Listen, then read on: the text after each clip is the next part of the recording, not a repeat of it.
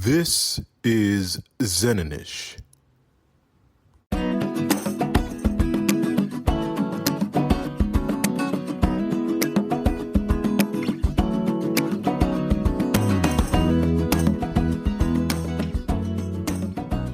Part 2 of Reactive Attachment Disorder. I wanted to definitely talk about I wanted to go back and talk about some more of the symptoms and behaviors. And the reason why I say symptoms and behaviors is because within the research, there was not a lot of research on reactive attachment disorder. So I found myself looking at the main symptoms of reactive attachment disorder. And so I definitely looked at neglect as one. Mm-hmm. Definitely looked at neglect. We looked at one second here. I don't want to miss anything.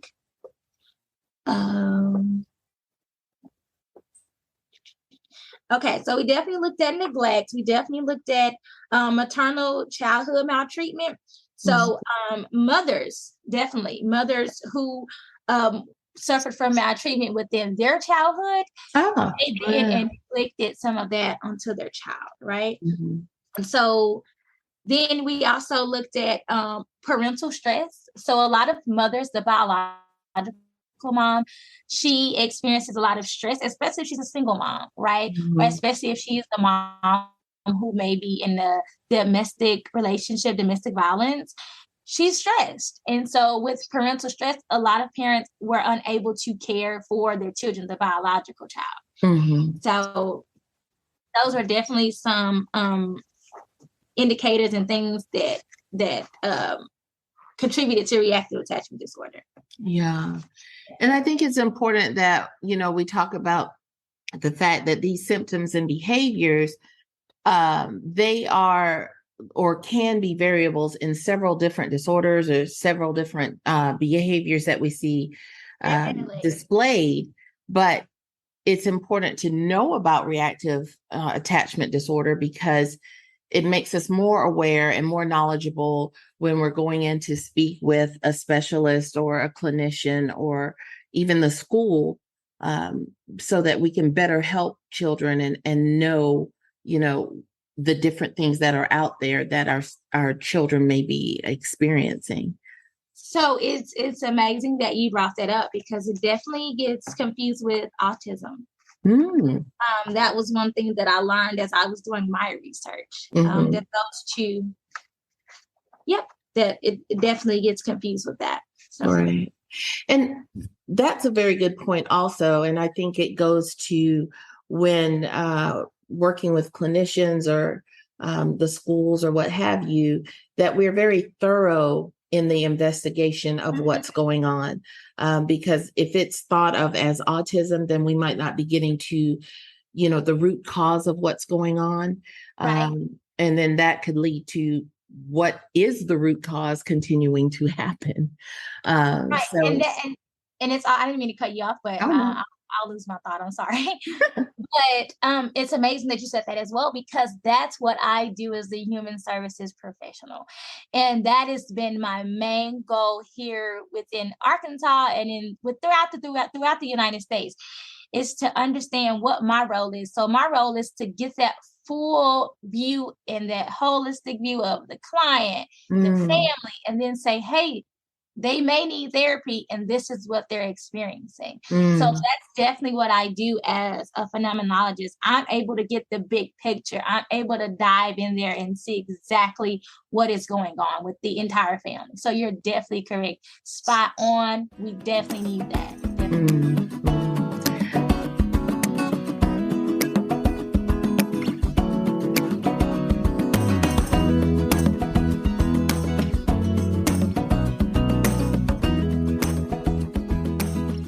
So, and speaking about the treatment, once, we have this diagnosis of the reactive attachment disorder, what are some of the treatments for this particular disorder? So within my study, I do know that parents definitely, they've been through diagnostic units like 28-day units where the child goes there and they're taken off of their medication and try to see what medications can ease the symptoms, because of course there's no cure for reactive attachment disorder. It actually goes into adulthood. So there are some adults who are suffering from reactive attachment disorder.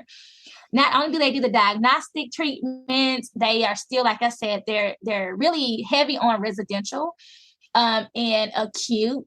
And just from my research, parents attempt outpatient services, but it's just the lack of knowledge from our professionals where the parents feel helpless.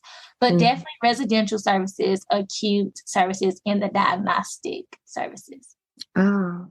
And when you talk about it going into adulthood, how does that look in adulthood? Does it look about the same as adolescence?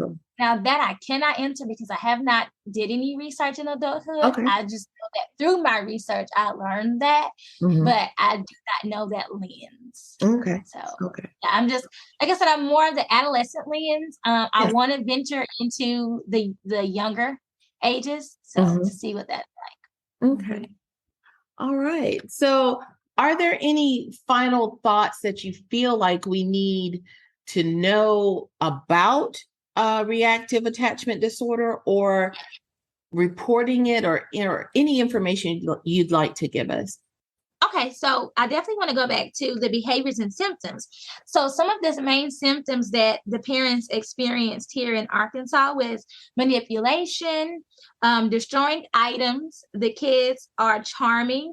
There's constant chaos in the home, and constant chaos is in the home during holidays, school behavior. So there's also aggressive behavior towards children, aggressive behavior towards the mother, assaulting other children, releasing in the air vents, like I stated earlier, purposely releasing of their bowels, hoarding food, as I stated earlier, staring at others, stealing, running away, and failing to bond with the parent or with family members, sister, brothers, the entire family. Yeah.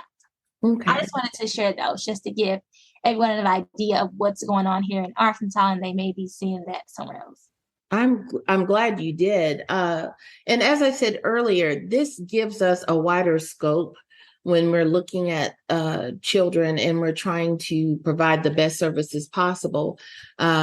Reactive attachment disorder is fairly new as far as a diagnosis. So when we're looking at the standard list, if you will, of what a diagnosis may be, it's important to incorporate this in, because it's a different lens and it would be a different way of treating that child and hopefully finding success. Definitely. And I would definitely encourage family therapy if professionals run across. And I just say that simply because of research says it, but not only that, but family systems theory was another theory that I used within my study. And from my research, I was able to determine, of course, family systems basically says that whatever one person is experiencing, the entire family is impacted. And so I got to thinking, well, that's definitely what happens with reactive attachment disorder. And so that is one reason why I encourage therapists to start with the parent. There's no other, I mean, the proof is in the pudding, start with the parent. This is a person who is experiencing, and I know that a lot of professionals, they will advocate for the child. But when you're dealing with the child with reactive attachment disorder, you don't know what's true or you don't know what's false. Yes. And so you definitely have to go to that parent and see what they're experiencing in the home to better understand how to treat the child. Absolutely. And, if we're looking at situations where there's manipulation or a failure to bond, that's trauma for the parent. Definitely. So family therapy and looking at family systems is like crucial. It's a integral part of treating that child. And I also want to encourage therapists to treat the parents, because within my study, these parents were traveling 2 to 4 hours for services because, I think all of Arkansas is pretty rural, but there are some more rural areas than others. And so the parents were having to travel from the smaller cities to come to places like where I am in Little Rock, like, the capital city, to receive services. And that's a 2 to 4 hour drive. So can you imagine a single mother doing that, who is an entrepreneur? She has lost money from her business, right? Not only has she lost money, but she's lost her only support system, which was her mother. Her mother passed away. And so now she has a hard time trying to explain reactive attachment disorder to the rest of her family. She's a single mom, entrepreneur, trying to get her son help. That is very stressful. A lot of my parents, they were in therapy themselves, experiencing PTSD, anxiety. So that's definitely a part of my research. If individuals want to take a look at that, I talk about in there where parents and what their experience is like with their mental health. And so when you have a parent who is struggling with their mental health, how are they able to care for this child that they want to care for? It's different for them as well.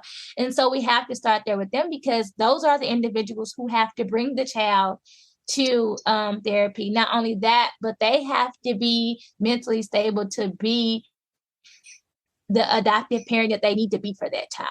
So definitely, I say I would encourage starting there, because with their experience alone, you better understand what reactive attachment disorder is. Right. It's like they say with, airplanes, in case of emergency, put your oxygen mask on first before you help someone else. So it's important that we are taking care of those that are taking care of the children. Yes.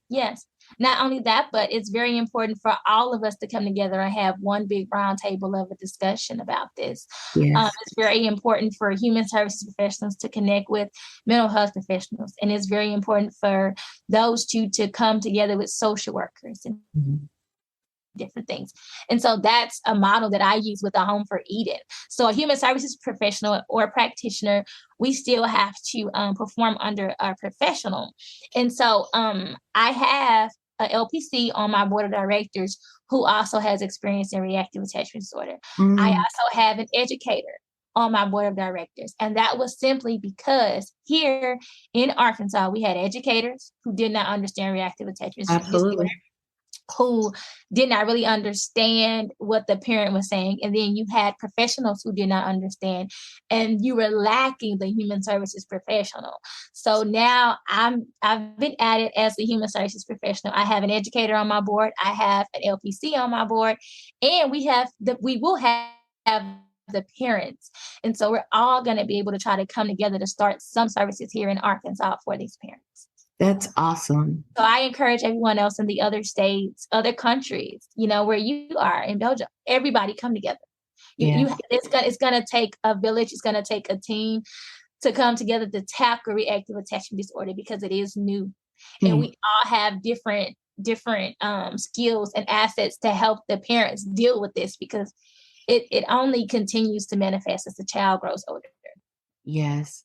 And you doing this interview is definitely a first step for us, just knowing what it is. It being so new, some people are like, what? What is that? Yeah. So it's wonderful that you were able to share this information with us. Yes, I was excited to do it. I'm always say I'm a RAD advocate. And I don't want people to think like I advocate for reactive attachment disorder. That's not what I'm saying. What I'm saying is I advocate for change. Like something has to happen for these parents and the children. Right. And the first step is awareness. And we definitely have it now that we've spoken with you today. Yes. And thank you for having me once again. Yes. So, Dr. Geter, we thank you so much. If someone wants to know more about your research or know more about RAD or reactive attachment disorder, where might they go for that information? So they can definitely go to the dissertation express with ProQuest, and my dissertation is there. There's several versions. There's the PDF version if they want to print it, or there's the hardback if they want that. But definitely ProQuest, their dissertation express store, and in the author subject box you can type in LaToya Geter, and it'll come up. Great. Or I can also search the Child Mind Institute. I love going there. It has different articles, different blogs about reactive attachment disorder. So I love it there. That's my playground. Awesome. Well, thank you again, Dr. Geter, for speaking with us today. Thank you.